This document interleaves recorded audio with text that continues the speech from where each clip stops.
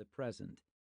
The image was faded like a ghost of what was really happening, but the woman who was gagging and blindfolded was going through the horror now. I know, Carol agreed. The fact that Munns would have these guys kidnap her so he could blackmail her sister is terrible. Munns is so creepy evil. He gives me shivers and goosebumps and the heebie-jeebies all at the same time. She shuddered, her blonde ponytail shaking. The heebie-shiver-goosebies, she said. Or the bumpa-heebie-shivagoos. They should put both of those words in the dictionary and put Munns's face by them. Abby might have laughed if she wasn't so upset about what she was seeing. I say it's time we fix this. We need the 2 other spheres.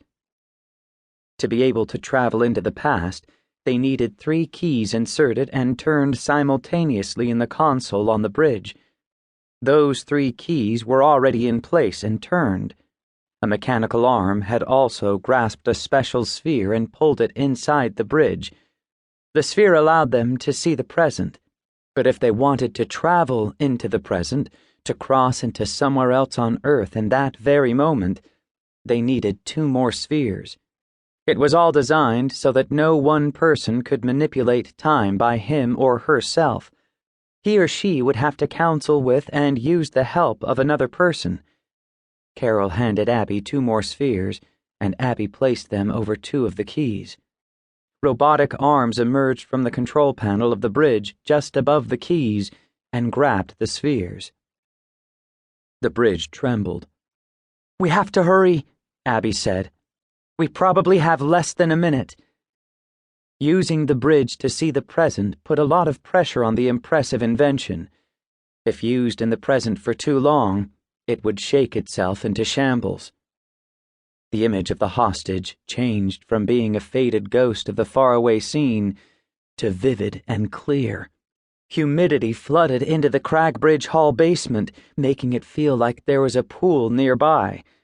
The smell of dirt and the stench of the neglected home also wafted in, mixed with the smell of the mercenaries and the hostages' sweat. Abby and Carol could now cross from the basement of Cragbridge Hall into Brazil, but it would be nearly impossible for them to help the hostage by themselves.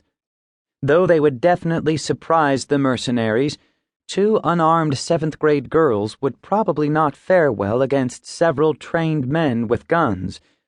It was a good thing Abby and Carol were not alone in the basement of Cragbridge Hall. 2 other fantastic inventions of the school were with them. Abby looked over her shoulder. That's your cue. In response, a gorilla grunted and an alligator chomped his large jaws. Every bit of the animals, from their fur and scales to their eyes and teeth, looked completely natural, but the 2 creatures were actually elaborate robots.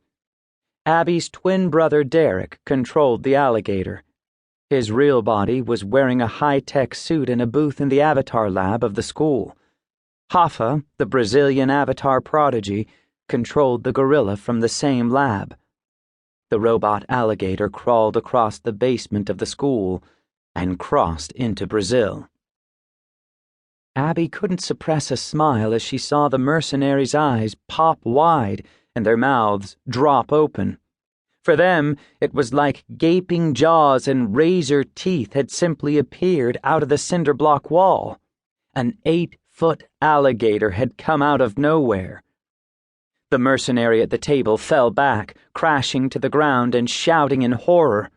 The gator lunged and toppled the man in the tan shirt as he was trying to trigger his guns. Hoffa's gorilla bounded in.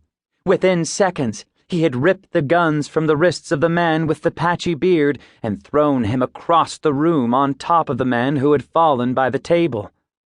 The bridge shook harder. Fast! Abby yelled across the room and into a different country. The gator snapped at the man in the tan shirt as he scrambled backward, screaming something about a magic alligator coming out of the wall and not wanting to die.